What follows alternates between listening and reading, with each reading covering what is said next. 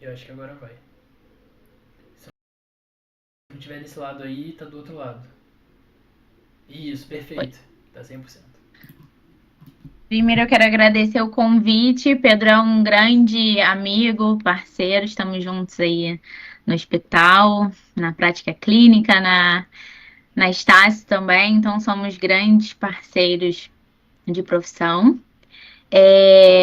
Hoje eu vim falar sobre a nutrição esportiva na prática clínica e as principais estratégias para otimizar o desempenho na recuperação do atleta.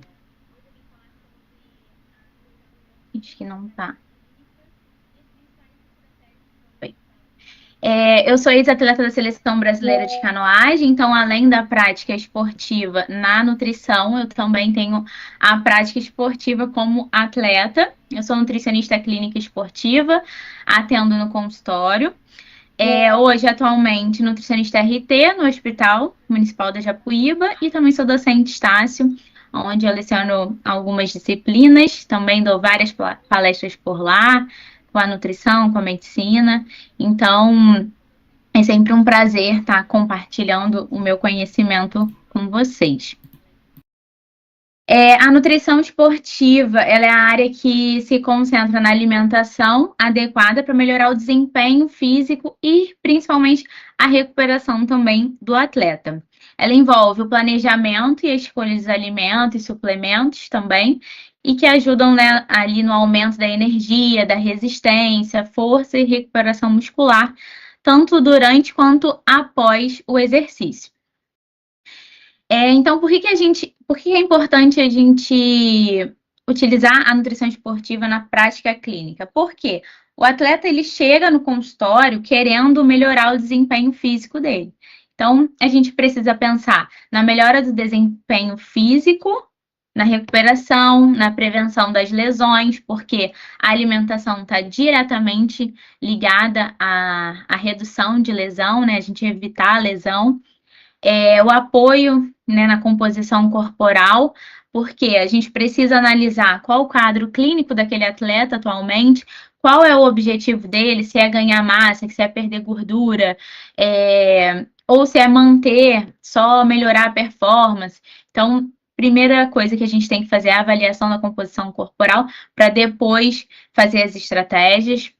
Educação nutricional, até porque os atletas, muitas vezes, principalmente os atletas que precisam perder peso, a gente tem que fazer um trabalho de educação nutricional com eles, porque não é só perder peso, não tem, vou fazer uma dieta restrita para conseguir bater peso. Então, a gente tem que fazer um trabalho de reeducação para que ele possa fazer a dieta ao longo do período, ao longo dos treinamentos, para que ele não perca rendimento com essa dieta restritiva durante uns dias antes da competição. Então, eu trabalho muito com atletas de jiu-jitsu, por exemplo, e que acabam fazendo essa dieta restritiva para perder peso. Então, eu faço um trabalho de educação nutricional com eles, justamente para a gente evitar isso.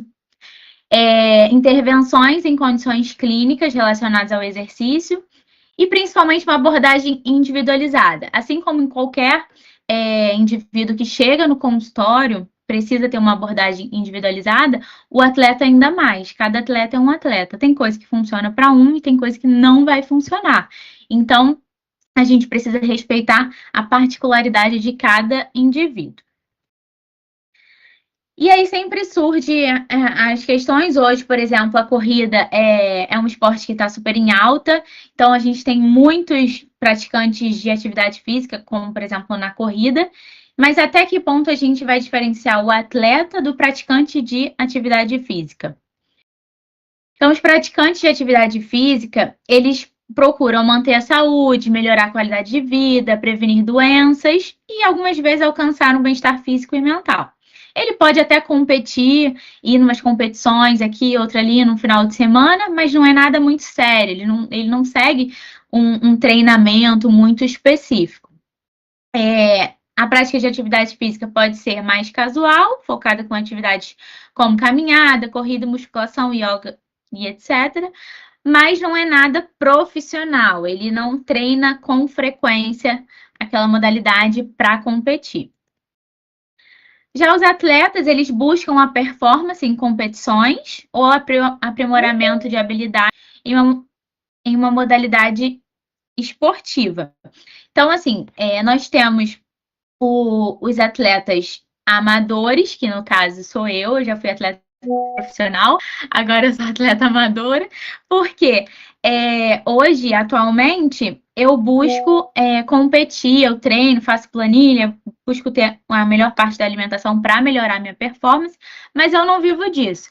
Já vivi, já fui atleta profissional, já ganhei só para isso, mas hoje não. Então, os atletas, eles têm um treinamento mais específico, mesmo sendo os amadores e os profissionais.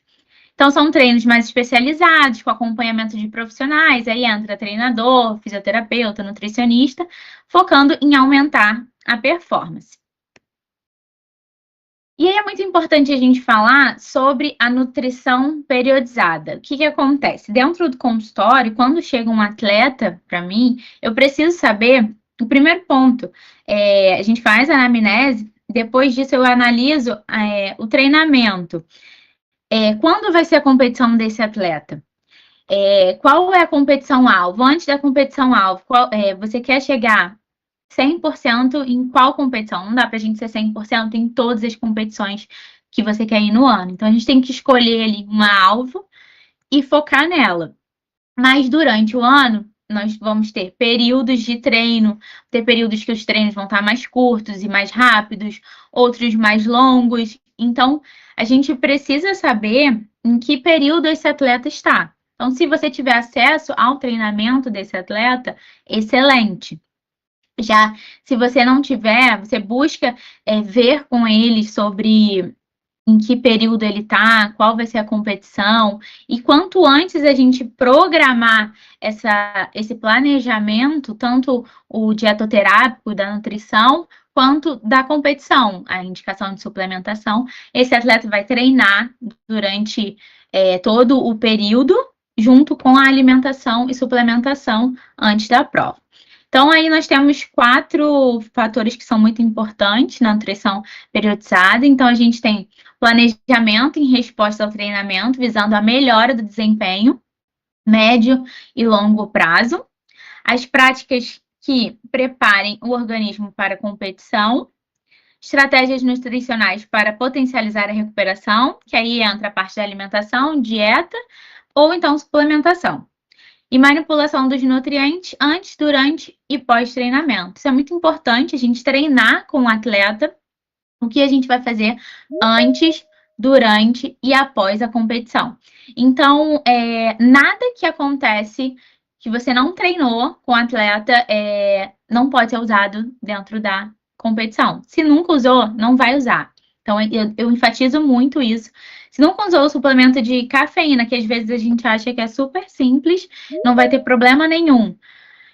Mas é o que mais dá efeito rebote em atletas. Então, ao invés dele ficar eufórico, né, animado, eles acabam tendo o efeito contrário. Então, a gente precisa treinar esse atleta a usar os suplementos para que não haja nenhum problema durante as provas. Então, isso é um dos pilares ali da nutrição esportiva. Suplementação a gente não experimenta no dia da prova. Então, algumas variáveis que são relevantes assim, para a tomada de decisão. Ajuste de peso. O que esse atleta quer em relação ao peso? A modalidade dele depende do peso dele? Ou então ele é atleta de corrida, está com percentual de gordura, ficar mais leve para correr melhor. Então, a gente analisa isso. Preservação da massa muscular.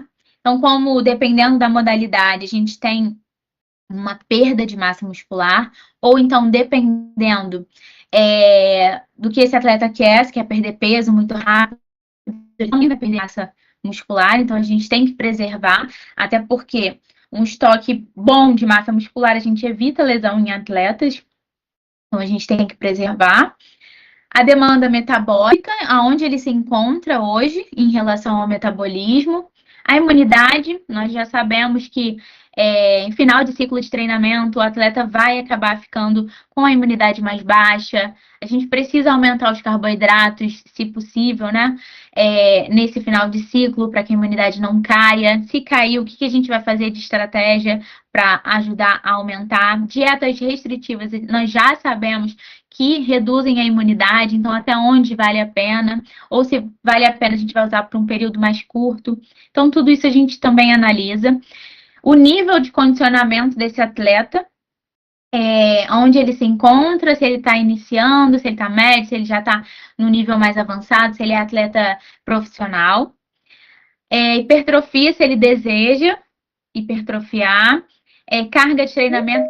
Na hipertrofia, a gente também analisa a questão, porque quanto mais músculo, mais pesado. Então, eu sempre falo isso para o atleta, quer ganhar massa, vai ficar mais pesado. Principalmente para os atletas de jiu-jitsu, eles acabam ficando bem mais pesados, e aí tem que mudar a categoria em alguns casos, então tem que avisar o atleta que o ganho de massa muscular vai deixar ele mais pesado.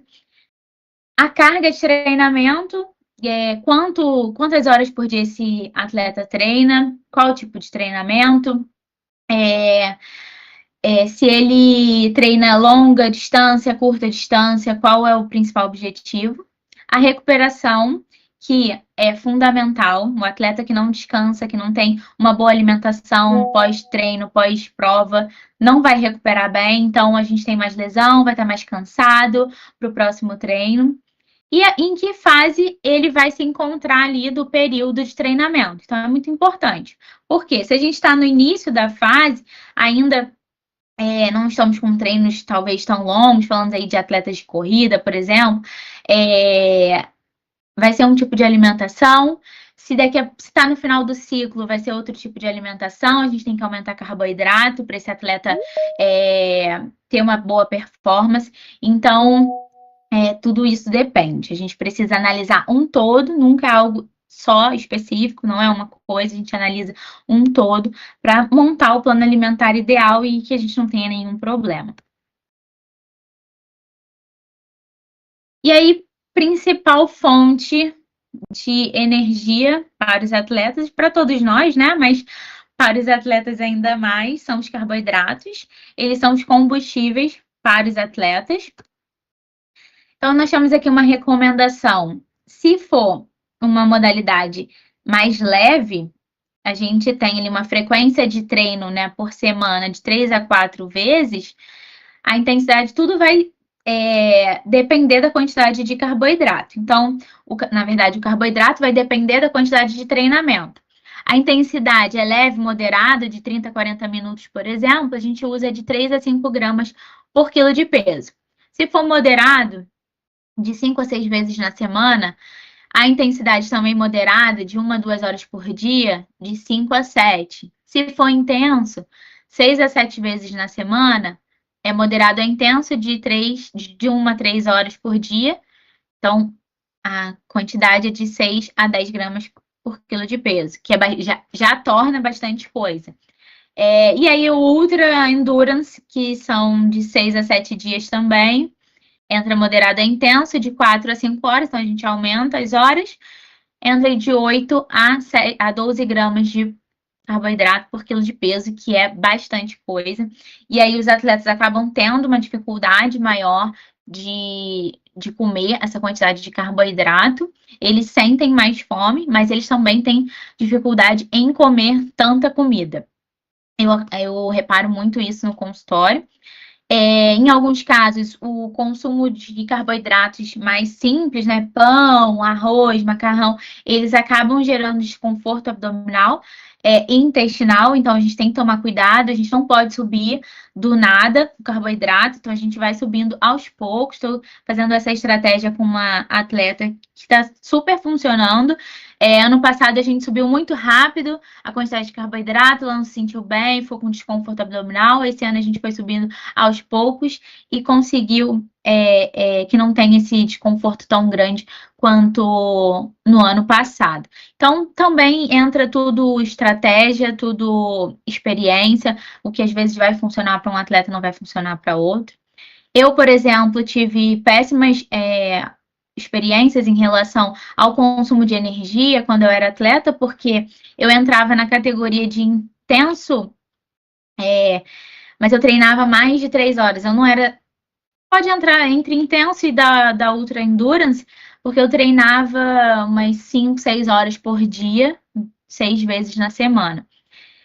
Mas eu não comia nem perto do que eu deveria comer, e aí o que aconteceu? Eu ficava doente com muita frequência, já cheguei a perder classificação de Pan-Americano porque eu não aguentava treinar. Então, alimentação, e foi aí que foi o start para minha vida, onde eu escolhi a nutrição, porque eu entendi, eu falei assim, opa, peraí, a minha alimentação depende, a minha performance depende da minha alimentação. E eu quero entender melhor isso porque é maravilhoso.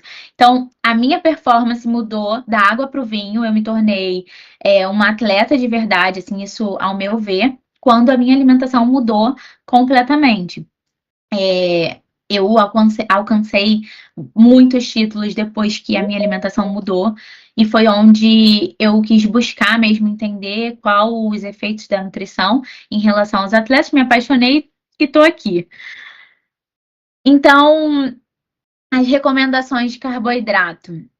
Então, antes do exercício, aumentar, né? Serve para aumentar glicogênio muscular e hepático, disponibilidade de glicose no sangue. Então, de 3 ou 4 horas antes, ou 30 a 60 minutos.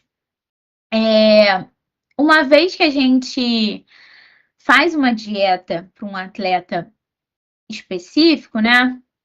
Ele já vai ter praticamente em todas as refeições dele, que você for distribuir durante o dia, ele vai ter uma quantidade de carboidrato e de proteína praticamente em todas as refeições.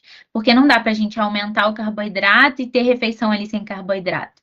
E também não dá para deixar muito em uma refeição e tirar de outra. Então, o ideal é a gente dividir. Então, antes do exercício, muitas vezes as pessoas falam: ah, eu quero ter uma alimentação pré-treino. Aí coloca alguma coisa, treina às 5 horas da tarde e coloca um carboidrato ali às 4 da tarde.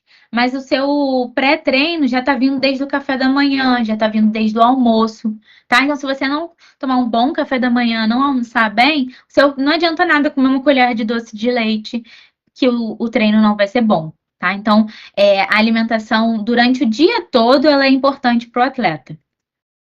Durante o exercício, então a gente tem a manutenção da glicemia plasmática, aumento da oxidação de glicose, preservação de glicogênio hepático e muscular também, e ajuda na redução da fadiga.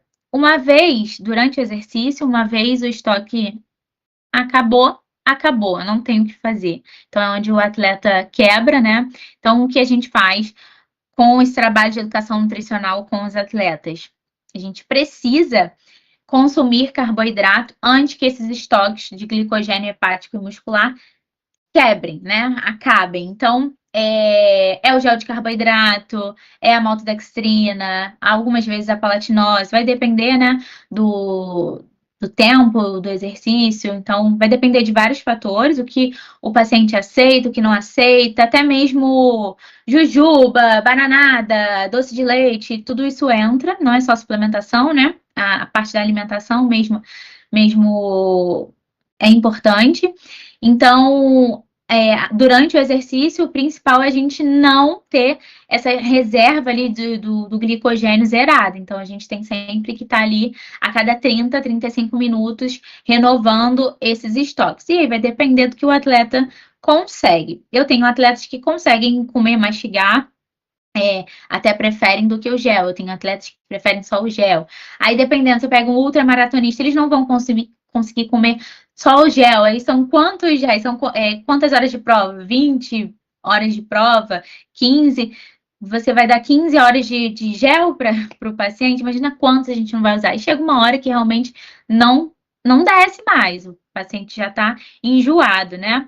E agora eu tenho atletas que vão para uma competição e que são muitas horas de prova. E eu tenho acesso no site, eu tenho acesso a todo o cardápio que vai ter durante a competição. Então, eles comem macarrão, por exemplo, doce de leite, sopa, o que tiver lá, a gente adequa ao que o paciente prefere. Então, os géis, eles funcionam muito bem, mas se a gente tem a possibilidade de comer algo, por exemplo, com os ultras maratonistas, a gente come, tá? Então, tudo vai depender da prova, tudo vai depender do que o atleta aceita. Então, é isso. Pós-exercício, é recuperação do glicogênio muscular, volumes reduzidos logo após o exercício, né? Porque às vezes, muitas vezes o atleta está enjoado, então a gente também tem que respeitar isso, mas que durante o dia ele consiga comer esse carboidrato. É muito importante para a recuperação, tá? E a primeira refeição, cerca de 30 minutos após, aí vai depender também de como o atleta vai estar se sentindo, mas sempre enfatizando que a gente precisa fazer uma refeição logo após o exercício, tá? Não pode ficar em jejum. Ah, eu tomei gel durante o treino, não preciso comer mais nada. Não, o gel que você consumiu foi para você não zerar o seu estoque. É isso que a gente precisa educar o atleta. As proteínas, que ela faz trabalho de construção e recuperação muscular, também são fundamentais para os atletas. Elas regulam a síntese proteica e influenciam a hipertrofia muscular, ganho de força e regeneração de tecidos. A população em geral a gente usa de 0,8 a 1 grama de quilo por peso, vai depender de cada paciente, às vezes tem uma patologia. Atletas de endurance, de 1,2 a 1,4 gramas por quilo de peso. Aqui já começa a ficar mais pesado.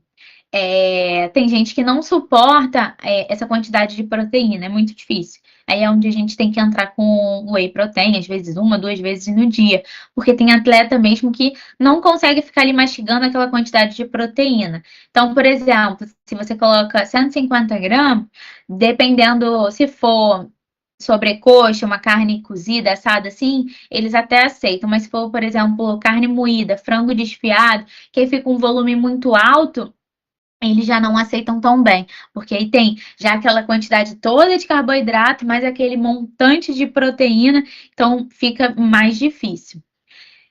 Então a gente vai adequando de acordo também com cada atleta, isso eu respeito muito, né, a individualidade deles. Atletas de musculação de 1,6 a 2,2 gramas por quilo de peso. Então, também vai depender. Eu não trabalho com atletas de musculação, né? Fisiculturismo, nada disso. Eu paro aqui na Endurance. Mas também é uma quantidade bem alta de proteína. Então, é importante a gente consumir a proteína ali em pelo menos 4 refeições diárias. Hoje, com os atletas, eu praticamente coloco em todas também, nem que seja uma porção pequena, porque senão a gente tem um volume muito alto em poucas porções. E aí acaba acontecendo isso que eu falei, que eles não conseguem consumir. As gorduras é energia, né? Em atividade, principalmente as de longa duração. A gente utiliza os estoques de gordura. Então, fonte de energia, depósito de energia no tecido adiposo, proteção de órgãos vitais, isolamento térmico e também é carregador de vitaminas. Então, a gente não pode zerar os estoques de gordura, então a gente tem que consumir principalmente as boas, tá? As recomendações dietéticas de ingestão de gorduras para atletas são bem similares ou um pouco menores do que as recomendadas. Então, aqui, não atletas, a gente tem de 20 a 30% total, aí 7% de gorduras saturadas, 10% da poliinsaturadas, de 10 a 20 da monoinsaturadas. E os atletas a gente reduz um pouco de 15 a 20. E aí vai depender também da individualidade de cada um. Geralmente, em finais de ciclo, assim, a gente até consegue consumir um pouquinho mais, mas dependendo do que ele quer reduzir percentual de gordura, quer reduzir peso, a gente tem que reduzir também a gordura. É muito calórica.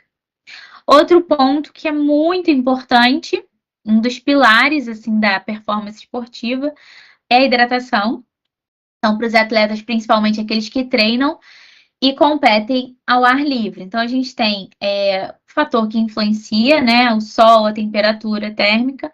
Então, a gente precisa adequar a quantidade de água. Esse atleta precisa ser treinado a levar a garrafinha, os que forem de corrida, bike ou até mesmo canoagem, eles precisam levar a garrafinha para consumir água durante o treinamento. Não é porque você bebe água antes ou depois que você não precisa beber durante.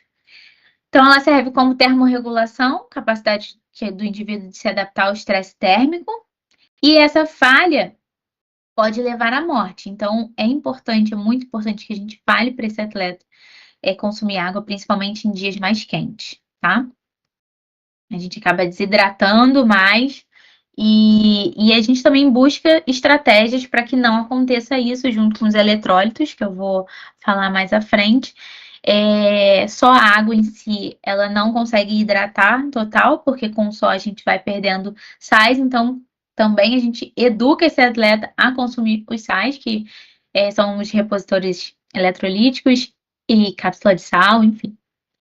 A recomendação de pré-treino, 500 ml de líquido 2 horas antes das provas, pelo menos, tá? Eu botei assim, uma média. E aí você vai repor 30 minutos antes também. Durante o treino, de 15 em 15 minutos ou de 20 em 20, no mínimo, tá? Então, educar esse atleta, mas eu não consigo beber água. Não consegue, tem atleta que também não consegue tomar suplemento, mas aí é uma pergunta que eu faço para eles, eu falo. São escolhas.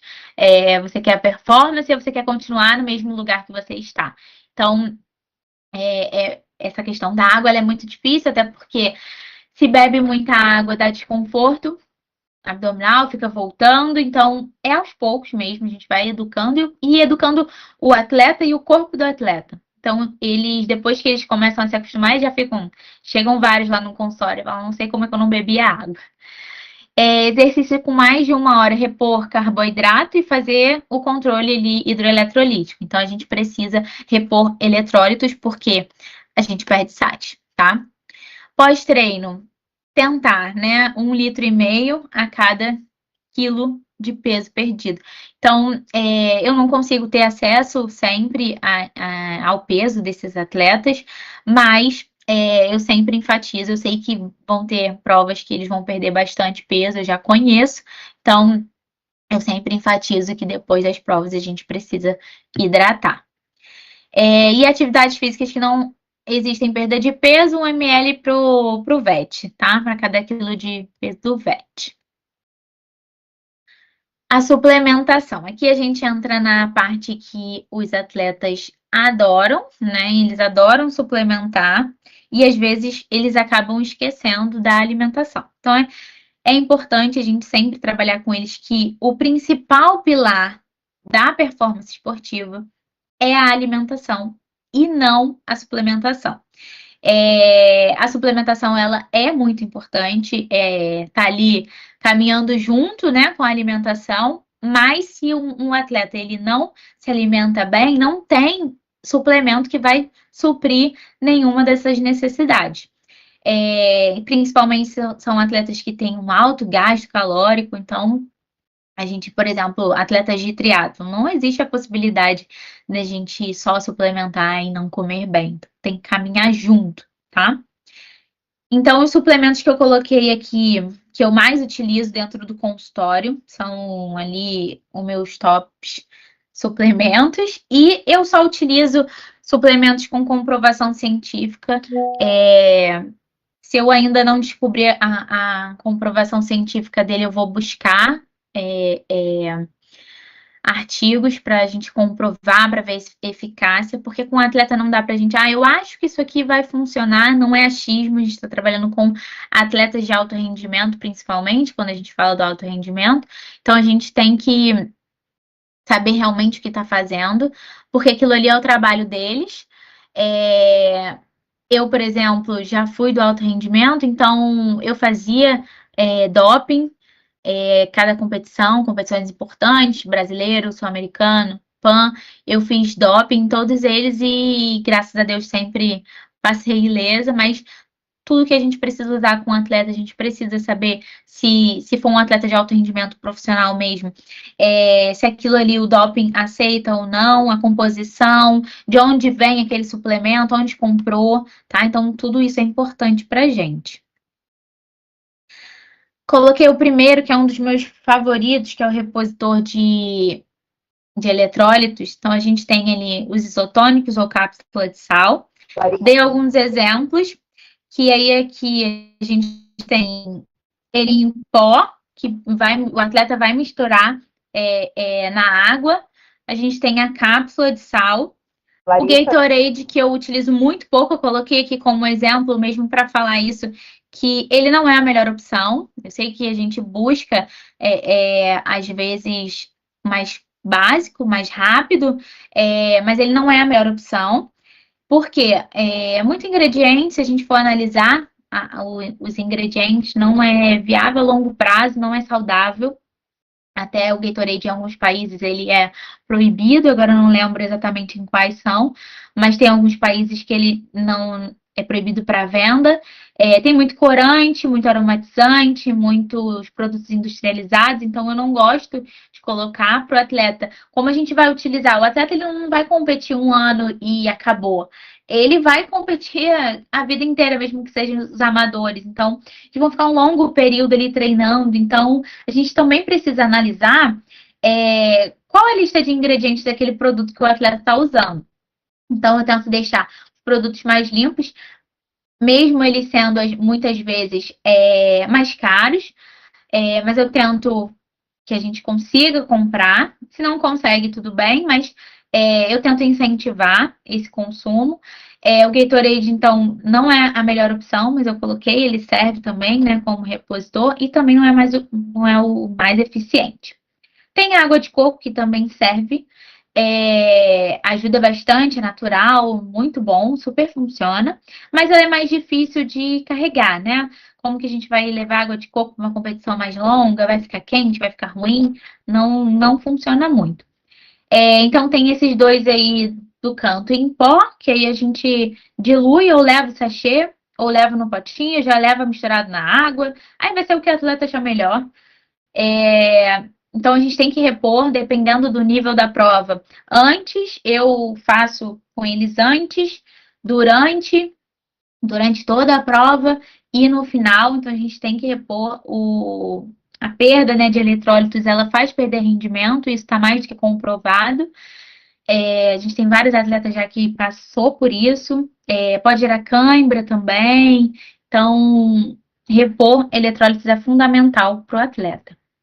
Os energéticos, que aí a gente tem a maltodextrina, dextrose, palatinose, gel de carboidrato. Oi.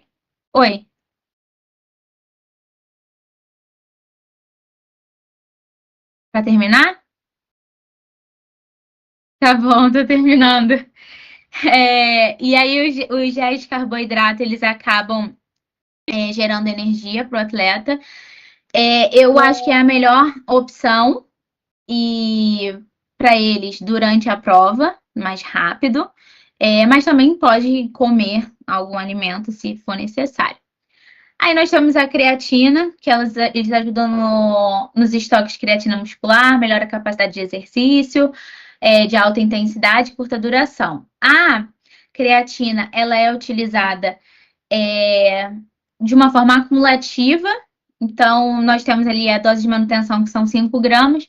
Em alguns casos, a gente usa para ter um estoque maior, 20 gramas, e a gente só utiliza durante 7 dias, tá? A cafeína aumenta a resistência aeróbica, melhora a função neuromuscular e melhora a cognição. As doses são de 3 a 6 miligramas por quilo de peso e a gente utiliza ali 60 a 90 minutos antes do exercício. O bicarbonato de sódio, que é um dos suplementos mais baratos que a gente pode utilizar, a gente encontra ele no mercado. Eles aumentam as concentrações de íons de bicarbonato, eleva o pH sanguíneo, tamponando a acidez das células musculares e reduz fadiga. Então, a gente usa de 300 a 500 miligramas por quilo de peso, só que ele pode gerar desconforto gastrointestinal. Então, muitas vezes a gente não utiliza justamente porque esse atleta acaba ficando com desconforto. E utiliza de 60 a 90 minutos antes do exercício. E o whey, que é a proteína, então, que é uma fonte de proteína de boa qualidade. Eu utilizo muito para quando o atleta não consegue consumir a quantidade de proteína total da dieta de proteína de fonte animal, por exemplo. Super funciona. Nós temos o concentrado, o isolado hidrolisado, aí vai depender de cada atleta, cada indivíduo.